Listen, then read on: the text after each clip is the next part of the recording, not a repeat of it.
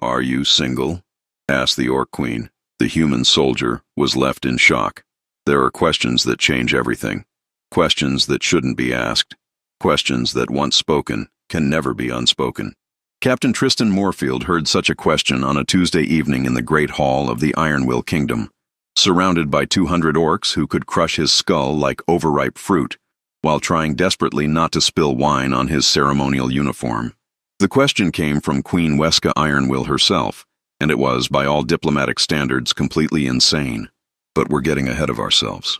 Let's start 43 days earlier, when Tristan received orders that made him reconsider every life choice that had led him to that moment. Orders to travel deep into orc territory. Orders to negotiate peace with creatures he'd spent 12 years learning to kill efficiently. Orders that, frankly, felt like execution with extra steps. "You're sending me to die," Tristan had said, staring at Commander Godfrey Stonebridge across a desk covered in maps that showed orc territory in threatening shades of red. Godfrey had the decency to look uncomfortable. "Almost. I'm sending you to negotiate. There's a difference. The difference being I'll die slower. The difference being you might actually come back." Godfrey leaned forward and his voice dropped to something that almost sounded like concern. "Almost. 40 years of war, Tristan. 40 years of burning villages and counting bodies. Both sides are exhausted. Both sides are bleeding. Someone has to try. And that someone is me because you're good at not dying. And because you lost your wife to an orc raid, which means they'll respect you as a real warrior, not some soft diplomat who's never seen blood." Tristan had wanted to punch him for that, the casualness of it. The way Godfrey spoke about Sarah like she was a qualification on a resume. Been married, got widowed, perfect for suicide missions. But he didn't punch Godfrey. He just nodded. Because Godfrey was right about one thing. After 3 years of existing rather than living, maybe walking into orc territory was exactly what he deserved. The journey took 11 days. 11 days of riding through territory that had belonged to humans once before the war, back when the world was bigger and simpler. Now it was just scorched earth and bitter memories. Lieutenant Philip Ashwood rode beside him most of the way. 22 years old and still drawing everything he saw in a leather journal he thought nobody noticed. Tristan had caught glimpses of the sketches, orcs drawn with exaggerated tusks and claws, more monster than person. "You ever seen an orc up close, Philip?" The young man had flinched. "No, sir, just from distance. During the ambush at Crow's Ridge. Then stop drawing them like demons. Makes it harder to negotiate when you've already decided they're not people." Philip had looked down at his journal, then quietly closed it. They reached the border on day 11, and that's when Tristan's understanding of orcs started to crumble. He'd expected crude wooden stakes and skulls on pikes. War banners made from enemy skin, the aesthetic of nightmare. What he found was a stone bridge over a river that ran clear enough to see the bottom, guard towers built with actual architecture rather than brute force, and 2 orc guards who looked less like slavering beasts and more like soldiers at the end of a very long shift. One of them stepped forward. Female, Tristan realized with a shock he tried to hide. About 6.5 feet tall, green skin marked with ritual scars, wearing armor that was functional rather than decorative. "You are the human envoy?" Her accent was thick, but her words were clear. "Captain Tristan Moorfield, we have safe passage arranged through your queen." The guard studied him with eyes that were far too intelligent for the monster he'd been trained to see. "You came. We did not think you would." "Why not?" "Because humans usually send paper with words, not flesh with heartbeat." She gestured toward the bridge. "Queen Weska waits. She is curious about you." The way she said curious made Tristan's survival instincts scream. But he nodded, dismounted, and walked across the bridge into enemy territory with nothing but faith in a treaty he wasn't sure either side actually meant. The capital city of the Ironwill Kingdom was called Rockthar, which in Orcish meant stone that endures. Tristan had expected it to be a fortress, walls and weapons and the architecture of paranoia. It was a city, not a human city, certainly. The buildings were built for beings who stood 7 feet tall and didn't care about aesthetics as much as they cared about things not falling down. But there were market squares where orc merchants sold vegetables that looked almost normal. There were children, orc children, playing games that involved far more tackle than seemed safe. There were elderly orcs sitting outside homes, watching the street with the same expression of vague disapproval that elderly humans perfected. Philip was drawing again, Tristan noticed, but now the sketches looked different. Less claws, More faces. They were led to the palace by an escort of warriors who moved with the casual confidence of people who knew they could kill you, but found the idea tedious. The palace itself was built from dark stone, massive and imposing, but there were gardens. Actual gardens with flowers that bloomed in deep reds and purples. Orcs have gardens, Philip whispered. Apparently orcs have several things we didn't expect, Tristan muttered back.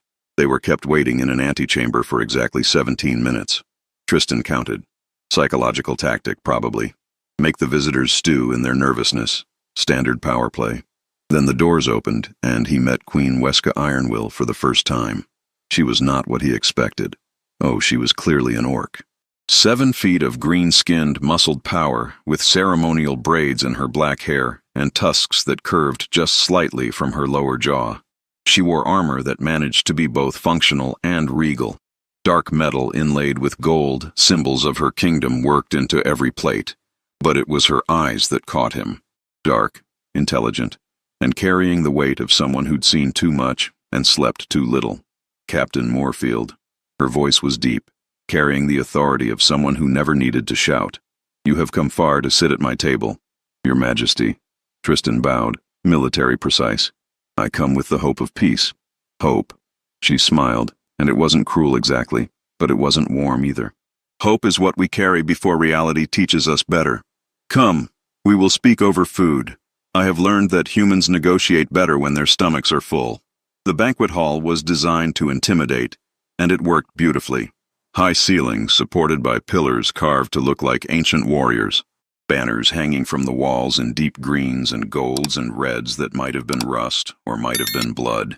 And a table long enough to seat 50, filled with both orc nobility and what Tristan realized were human captives.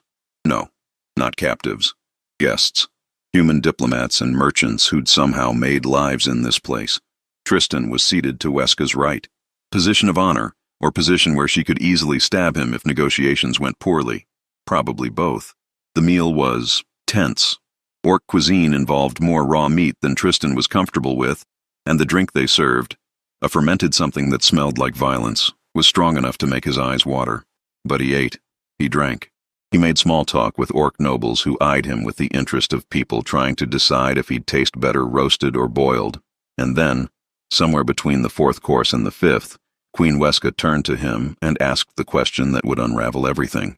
Captain Moorfield. She lifted a cup, an old wooden chalice, he noticed, decorated with both human and orc symbols. I have question for you. I'm here to answer questions, Your Majesty. She smiled. It was the kind of smile that made Tristan's trained instincts scream warnings his rational mind couldn't quite process. Are you single? The hall went silent. Not the comfortable silence of a pause in conversation. The shocked silence of 200 beings collectively thinking, did she really just ask that? Tristan felt his brain short-circuit.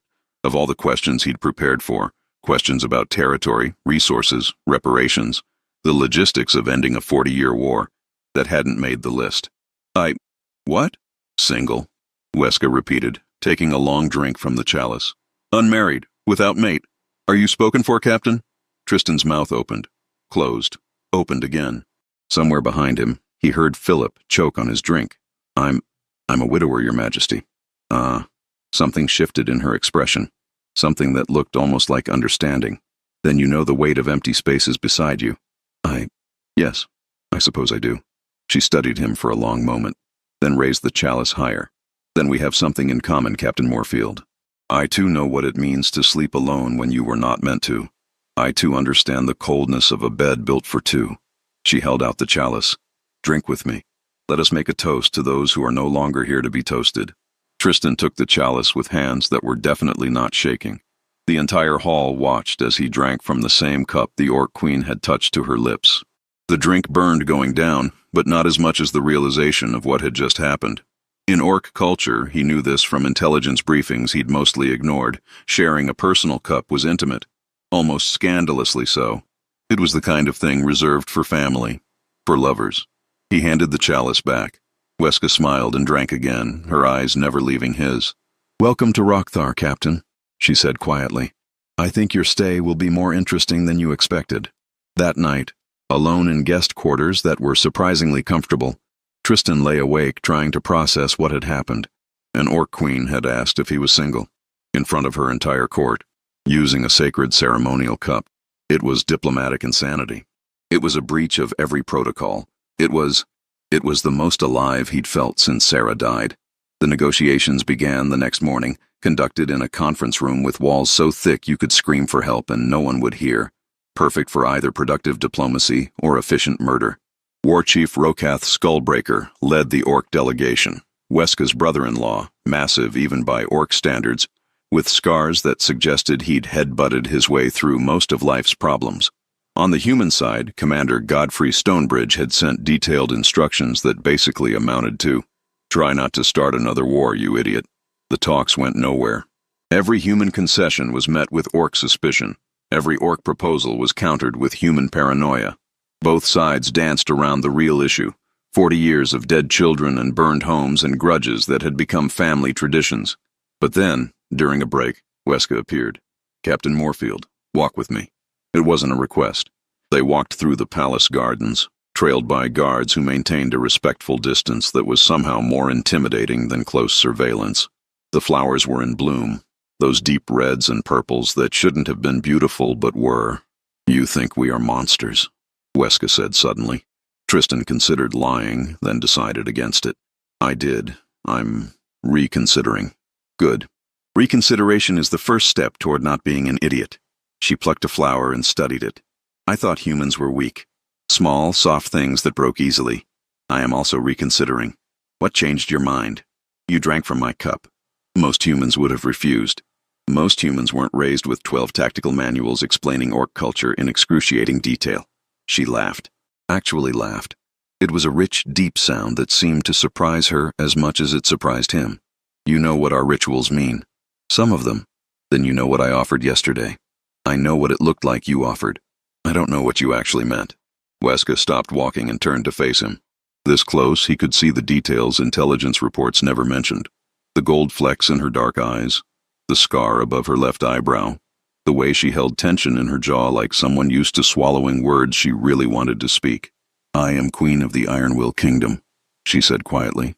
"I have ruled for 8 years since my husband fell in battle. 8 years of war councils and strategy meetings and signing orders that send warriors to die for causes I no longer fully believe in. 8 years of sleeping in a bed built for 2. Your Majesty, I am 38 years old, Captain. By orc standards, still young, still capable of bearing children, still expected to take a new mate, secure the bloodline, do my duty to the kingdom." Her voice was steady, but there was something raw underneath. "I have refused every suitor, every alliance marriage, every political arrangement. Do you know why?" Tristan shook his head. "Because I am tired of duty." She said it like a confession, like admitting weakness. "I am tired of being Weska the warrior queen, Weska the unbroken, Weska the Ironwill. I want just once to be Weska who has conversation with someone who sees me as person, not as chess piece to be moved." "And you thought I could be that person? You are enemy who came anyway. You are warrior who lost wife. You are—" She hesitated, then smiled slightly. "You are single." Tristan felt something crack in his chest, something that had been frozen for 3 years.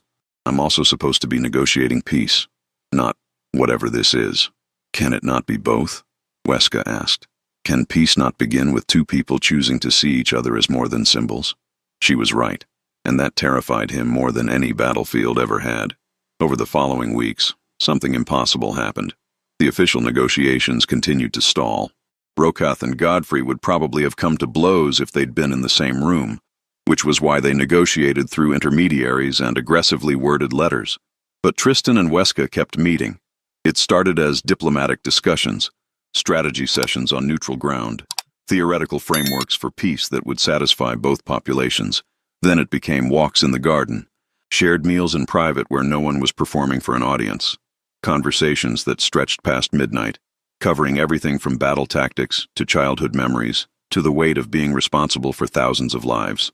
Tristan learned that Weska had wanted to be a shaman before duty demanded she be a queen, that she missed her husband but had never been in love with him. Their marriage was politics, useful but hollow, that she liked poetry but couldn't write it, music but couldn't sing it, and flowers but felt guilty for keeping something beautiful in a world so ugly.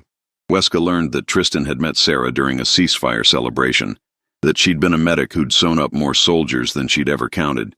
That she'd died trying to save orc and human wounded alike when the fighting started again. That he'd carried guilt for 3 years because he hadn't been there to protect her. That some part of him had been waiting to die honorably ever since.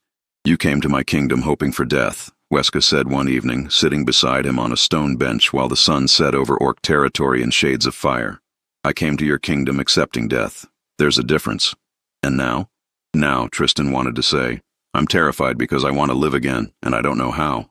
Now I'm reconsidering," he said instead. Weska smiled and reached out. Her hand was huge compared to his, strong enough to break bones, scarred from years of combat. She touched his face with surprising gentleness. "Good," she said. "Reconsideration is the first step toward not being an idiot." They kissed for the first time under a moon that didn't care about species or war, or the absolute insanity of what they were doing. It should have been awkward. Their sizes didn't match, their cultures didn't mesh. Everything about it was wrong by every standard that mattered, but it felt right anyway. "This is madness," Tristan whispered. "Yes," Weska agreed, "but perhaps madness is what peace requires." For 6 weeks they built something impossible in the cracks between official duties. They were careful, discreet. They met in private, spoke in code, pretended in public that they were merely allies working toward mutual understanding. But they weren't just allies. They were two people who'd been lonely for too long, finding comfort in the last place anyone would look. Tristan watched her handle court politics with efficiency that would make human nobility weep.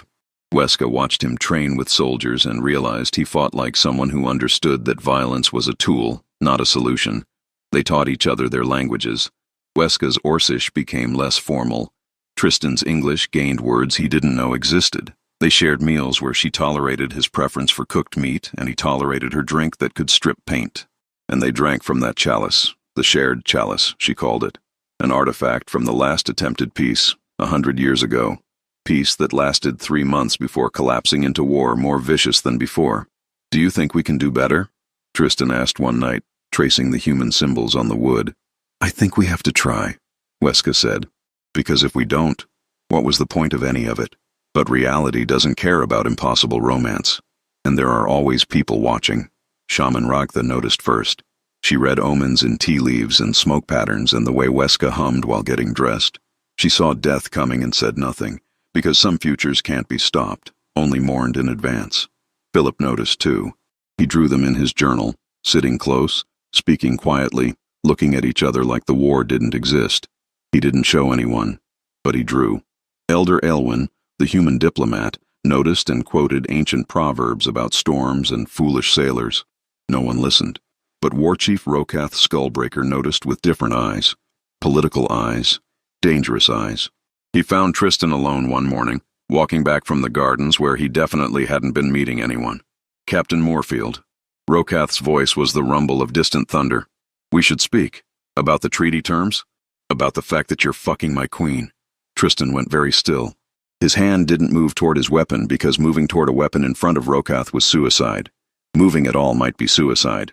"I don't know what—" "Do not insult me with lies." Rokath stepped closer. He had 4 inches and probably 80 pounds on Tristan. "I have eyes. I have brain. I have seen way Weska looks at you.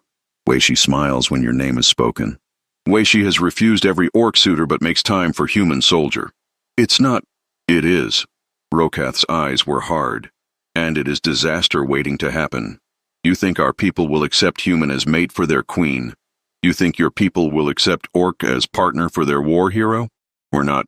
We haven't. You will," Rokath said flatly. "Or you have already. Does not matter. What matters is, this ends. Now. Before both our people find out, and the war starts again, but worse." Tristan met his eyes. "You love her. Your brother's wife. You're trying to protect her." "Of course I love her. She is my queen. She is family. She is—" Rokath's voice roughened. "She is first person in my life who told me I could be more than weapon. That I could think as well as kill. I owe her everything." "Then why?" "Because I cannot protect her from this." Rokath's massive hand gripped Tristan's shoulder, not quite hard enough to hurt. "Because this love will destroy her, will destroy you, will destroy any chance for peace. Because I have seen this story before, human. It always ends the same way." He released Tristan and walked away. leaving 2 words hanging in the air. End it. Tristan tried. For 3 days he avoided Weska, buried himself in negotiations, spoke only when protocol demanded. On the 4th day she cornered him in a corridor that was somehow empty despite being in the middle of a busy palace. You are avoiding me. I'm focused on the treaty. You are lying to me. Her eyes searched his face. What happened? He wanted to lie better. He wanted to be strong enough to push her away. He wanted to do the smart, rational thing that would keep both kingdoms from imploding. Instead, he told her the truth. Rokath knows. About us. He told me to end it. Weska's expression didn't change, but something died in her eyes. And you agreed. Weska, you agreed. She said it like a statement of fact, like watching a sunset. Inevitable and sad. You are right. Of course you are right. We were fools to think this could exist. I don't want. What we want does not matter, Captain. The formality was back. The distance. Queen speaking to envoy, nothing more. We are not people. We are positions. I am Weska, the Iron Will, and you are Captain Moorfield of the Human Kingdom. There is no space for us between our duties. She turned to leave. Tristan grabbed her wrist. In any other context, touching a monarch without permission was an executable offense. She could have broken his arm without effort. Instead, she stopped. I don't want to lose this, he said quietly. I don't want to lose you. Then what do you want, Tristan? I want. He stopped. Started again. I want to be selfish. I want to choose something for myself instead of for duty. I want to believe that peace can start with 2 people deciding to love each other despite everything. I want. She kissed him, right there in the corridor where anyone could see. Kissed him like he was air and she'd been drowning. When they broke apart, she was smiling and crying simultaneously. Then we are both fools, she whispered, and we will be fools together. For 2 more weeks they maintained the impossible balance. Official negotiations by day, stolen moments by night, a secret that felt more dangerous than any weapon. And then, on a Tuesday evening during a diplomatic dinner celebrating the first successful treaty clause, everything fell apart. They were careful. They were discreet. They sat at opposite ends of the table, spoke formally, maintained perfect political distance. But Elder Elwyn had been drinking, and Elder Elwyn, when drunk, spoke in proverbs that were less cryptic and more scalpel precise. A storm, she announced to the table at large, begins with a single drop of rain, but by the time you see the storm coming, you're already drowning. Awkward silence. What are you saying, Elder? Rokath's voice was carefully neutral. I'm saying that love between enemies is a beautiful thing, until both sides realize it exists. Then it becomes match-dropped and kindling. The silence became very different, sharper. Commander Godfrey Stonebridge, who'd arrived 2 days ago for final treaty discussions, went very still. Elder Elwyn, are you implying? I'm not implying anything. She smiled sadly. I'm stating facts. Our captain and their queen have been meeting privately for 6 weeks. They drink from the same cup. They speak with the familiarity of lovers. And both their peoples are going to lose their minds when they find out. Godfrey turned slowly to look at Tristan. His expression was the careful blank of someone processing rage and calculating options. Rokath looked at Weska. She met his eyes steadily, chin high, not denying anything. Your Majesty, Rokath said quietly, tell me this is not true. I cannot tell you what you do not want to hear, War Chief. The table erupted, orc nobles shouting about disgrace, human diplomats stammering about scandal. Accusations flying in both languages simultaneously. Someone threw a cup, someone else overturned a chair. Through it all, Weska sat perfectly still, regal and untouchable, while her world burned around her. Godfrey's voice cut through the chaos. Captain Moorfield, outside, now. Tristan followed, feeling eyes follow him like weapons. Behind him he heard Weska speaking in Orcish, her voice carrying authority that silenced everyone. Outside, Godfrey grabbed him by the uniform and slammed him against a wall. An orc, Tristan? An orc. Are you out of your goddamn mind? Sir, do you have any idea what you've done? The treaty is dead. The negotiations are finished. Both sides will use this as proof that the other side is corrupt. And the war that we might have ended, will continue until one side is extinct. It's not, she's the queen, you idiot, and you're a decorated war hero. This isn't some Romeo-Juliet romance where love conquers all. This is politics. This is survival. This is... Godfrey released him, suddenly exhausted. This is you throwing away every chance for peace because you couldn't keep your heart under control. I love her, Tristan said quietly. Godfrey stared at him. Then, shockingly, he laughed. It was the bitter sound of someone watching inevitable disaster. Of course you do, because the universe has a sick sense of humor. He stepped back. Pack your things. We're leaving tomorrow. And if you're lucky, the king will only execute you for treason, instead of making you suffer first. That night, Tristan tried to find Weska, but the palace was locked down, guards everywhere, and no amount of diplomatic clearance could get him past orc warriors who looked at him like he'd personally desecrated their ancestors. He returned to his quarters to find Philip packing. "Sir, I'm sorry. I didn't know." "It's fine, Philip." Tristan sat heavily. It was only a matter of time. Philip hesitated, then pulled out his journal. He flipped to a page and held it out. The drawing showed Tristan and Weska in the garden, sitting close, sharing the chalice. Philip had captured something in the image. The way they looked at each other, like the rest of the world, had temporarily stopped existing. "For what it's worth, sir," Philip said quietly, "I think some things are worth the cost." Tristan took the drawing carefully, as if it might dissolve. "Thank you, Philip. Are we really leaving tomorrow?" Tristan looked out the window toward the palace where Weska was probably being torn apart by her own council. "I don't know," he admitted. "I don't know anything anymore." The knock came at midnight. Shaman Ragtha stood in the doorway, face painted with ceremonial marks that meant she came on behalf of the queen. "She wants to see you. One last time." They met in the garden where they'd first kissed. Weska was already there, still in her formal armor, looking like a queen preparing for battle. "They want you gone," she said without preamble. "My counsel, your commander. Both sides agree on only one thing, that we are disaster waiting to happen. Are we?" "Yes." She smiled sadly. "But that doesn't make it less real. Doesn't make it less worth having had." Tristan moved closer. In the moonlight, she looked almost human. Almost. "Come with me." She blinked. "What?" "Come with me. Leave the kingdom. Leave the war. We'll find somewhere neutral, somewhere small, somewhere no one cares about politics or species. You are asking me to abandon my people? I'm asking you to choose yourself for once." "I cannot." Her voice broke. "I am queen. I have duties, obligations, thousands of lives that depend on my decisions. I cannot just walk away. Then I'll stay. I'll renounce my commission. And become what? Decoration in my court? Proof that their queen cares more for human than for kingdom? Pet soldier?" She touched his face.